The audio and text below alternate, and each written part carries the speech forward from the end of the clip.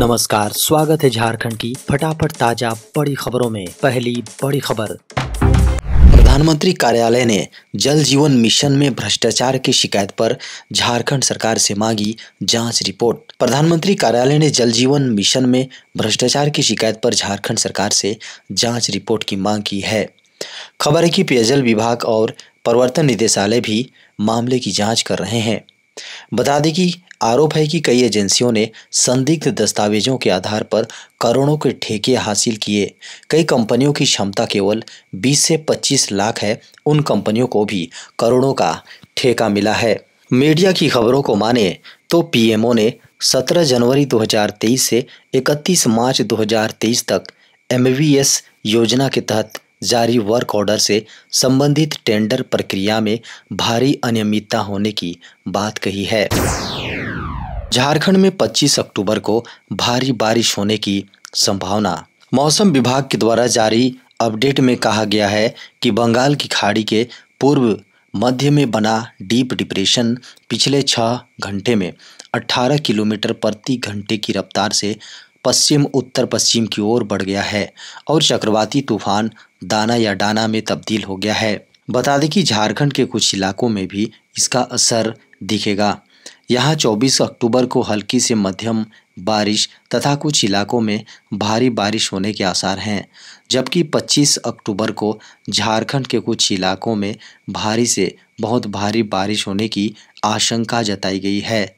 झारखंड में भी 70 मिलीमीटर से लेकर 200 मिलीमीटर से अधिक बरस सकते हैं बादल। इस खतरनाक चक्रवाती तूफान के 24 अक्टूबर की रात से 25 अक्टूबर की सुबह तक पुरी और सागर द्वीप के बीच उत्तरी उड़ीसा और पश्चिम बंगाल के तटों को पार करने के आसार हैं।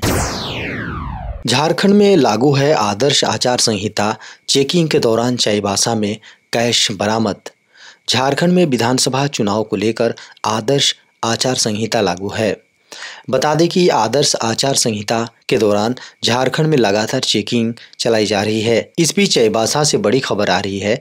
बता दें कि चाईबासा जिले के अंतर्गत आने वाले जगन्नाथपुर थाना इलाके के जैतगढ़ अंतर्राज्यीय चेक पोस्ट में SST के द्वारा एक मोटरसाइकिल में रखे थैला से 1,37,180 रुपये बरामद किए गए हैं। खबरों की माने तो पुलिस की टीम एवं SST की टीम संयुक्त रूप से आने जाने वाले वाहनों और राहगीरों की जांच कर रही थी। जांच के दौरान एक साथ इतने कैश पैसे प्राप्त होने के बाद अचानक टीम सतर्क हो गई। खतरनाक चक्रवाती तूफान दाना को लेकर झारखंड में ऑरेंज अलर्ट, कई ट्रेनें हुई रद्द। बंगाल की खाड़ी में पैदा हुई चक्रवाती तूफान दाना को लेकर झारखंड में मौसम विभाग ने ऑरेंज अलर्ट जारी कर दिया है। खबर है कि झारखंड में 25 अक्टूबर तक अलग अलग इलाकों में भारी बारिश और तेज हवाएं चलने की संभावना है। झारखंड के आपदा प्रबंधन विभाग ने भी इसे लेकर झारखंड के 24 जिलों के उपायुक्तों को अलर्ट कर दिया है।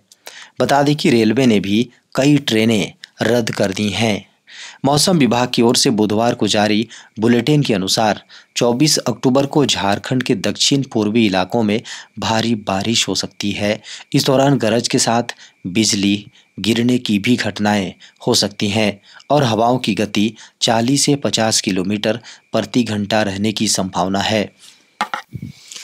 कांग्रेस नेता ने ओडिशा के राज्यपाल रघुवर दास पर लगाया चुनाव प्रचार करने का आरोप। कांग्रेस नेता अजय कुमार ने बुधवार को निर्वाचन आयोग को पत्र लिखकर आरोप लगाया है कि ओडिशा के राज्यपाल रघुवर दास झारखंड विधानसभा चुनाव में जमशेदपुर पूर्व विधानसभा सीट से बीजेपी के टिकट पर चुनाव लड़ रही अपनी बहू पूर्णिमा दास के समर्थन में चुनाव प्रचार कर रहे हैं। मीडिया की खबरों को माने तो उन्होंने मुख्य निर्वाचन आयुक्त राजीव कुमार से आग्रह किया है कि संविधान के उल्लंघन के मामले में वह उचित कदम उठाएं।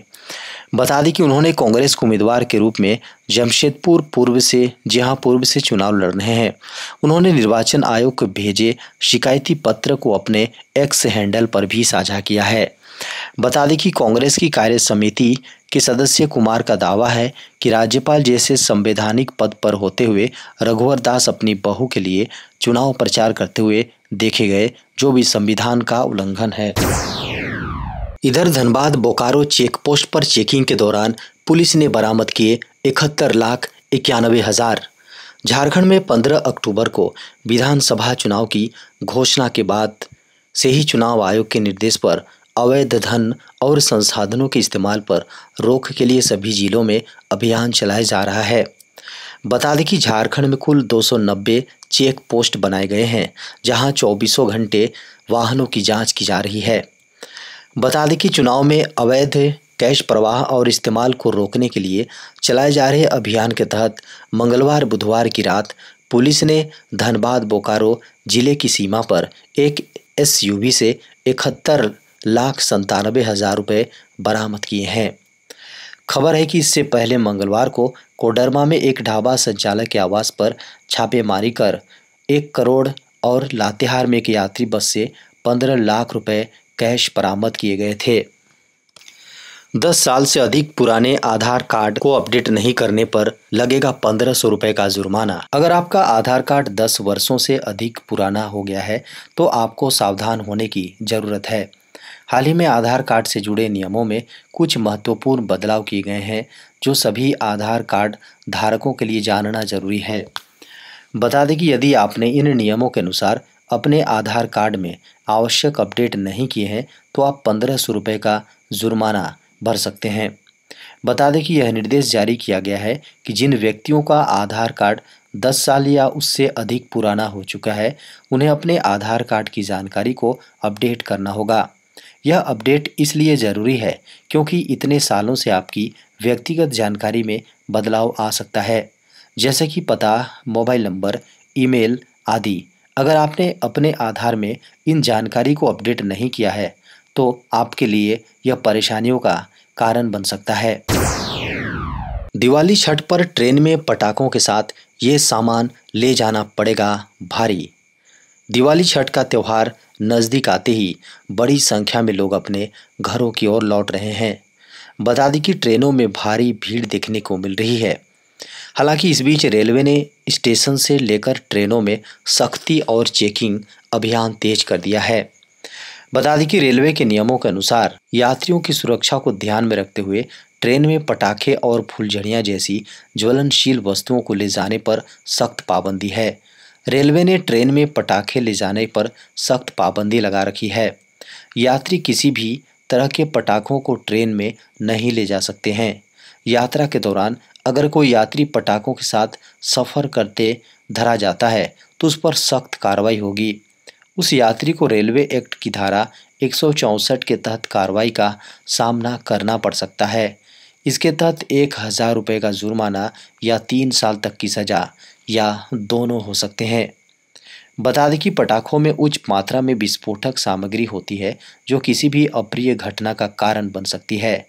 ऐसे में ट्रेन यात्रा करते समय कोई भी आग या धमाका यात्रियों के लिए जानलेवा साबित हो सकता है। देश के किसानों के लिए बड़ी खुशखबरी। किसानों के लिए मौसम की जानकारी के लिए लॉन्च की जाएगी ऐप। केंद्र सरकार हर ग्राम पंचायत के लिए मौसम पूर्वानुमान सेवा शुरू करने जा रही है, जो अगले 5 दिन के मौसम के बारे में जानकारी देगी। यानी 5 दिन में बारिश होगी या नहीं होगी तो कितनी होगी, इसके बारे में डिटेल्स में आपको पता चल जाएगा। इससे किसान अपने फसलों की सुरक्षा कर पाएंगे और वो ख़राब होने से बच जाएगी। कई ऐप्स हैं जिनके ज़रिए आप मौसम के बारे में पता कर सकते हैं, लेकिन अब तक हर गांव के लिए कोई सुविधा नहीं है। इससे किसानों को सिर्फ बादल और हवाओं के रुख पर भरोसा करना पड़ता है। लेकिन अब पंचायती राज मंत्रालय मौसम विज्ञान विभाग के साथ मिलकर एक नई सेवा शुरू करने जा रहा है। इससे ग्राम पंचायतें हर घंटे मौसम की जानकारी हासिल कर सकेंगी। इससे देश भर के किसानों को डायरेक्ट फ़ायदा पहुंचेगा। बता दें कि केंद्रीय पंचायती राज मंत्री राजीव रंजन सिंह लल्लन और science and technology minister Jitendra Singh की मौजूदगी में इस ऐप को गुरुवार को लॉन्च किया जाएगा। मंत्रालय ने कहा कि प्रधानमंत्री नरेंद्र मोदी ने अपने 100 दिन के एजेंडे में इसे सबसे टॉप पर रखा था। अब इसे जमीनी स्तर पर शुरू किया जा रहा है। गैर बासमती सफ़ेद चावल के एक्सपोर्ट पर पाबंदी हटी। सरकार का एमईपी हटाने का ऐलान। केंद्र सरकार ने गैर बासमती सफ़ेद चावल के एक्सपोर्ट पर लागू $490 प्रति टन के मिनिमम एक्सपोर्ट प्राइस को हटा दिया है। इसका मकसद इस जींस के एक्सपोर्ट को बढ़ावा देना है। इससे पहले सरकार ने 28 सितंबर को गैर बासमती सफ़ेद चावल के एक्सपोर्ट पर लगा प्रतिबंध हटाकर एक्सपोर्ट के लिए न्यूनतम एक्सपोर्ट प्राइस (MEP) लागू कर दिया था। Directorate general of foreign trade के नोटिफिकेशन में कहा गया है, गैर बासमती सफ़ेद चावल के एक्सपोर्ट के लिए MEP की ज़रूरत को तत्काल प्रभाव से हटा दिया गया है। सरकार ने 20 जुलाई 2023 को गैर बासमती चावल के एक्सपोर्ट पर प्रतिबंध लगाया था। अब इस पर किसी भी तरह की पाबंदी हटा दी गई है। ये कदम ऐसे समय में उठाए गए हैं जब देश में सरकारी गोदामों में चावल का पर्याप्त भंडार है और खुदरा कीमतें भी नियंत्रण में है। इससे पहले सरकार ने एक्सपोर्ट को बढ़ावा देने और किसानों की आय बढ़ाने के लिए बासमती चावल के मिनिमम एक्सपोर्ट प्राइस को ख़त्म कर दिया था। देश ने चालू वित्त वर्ष में अप्रैल-अगस्त के दौरान $20.1 करोड़ का गैर बासमती सफ़ेद चावल एक्सपोर्ट किया।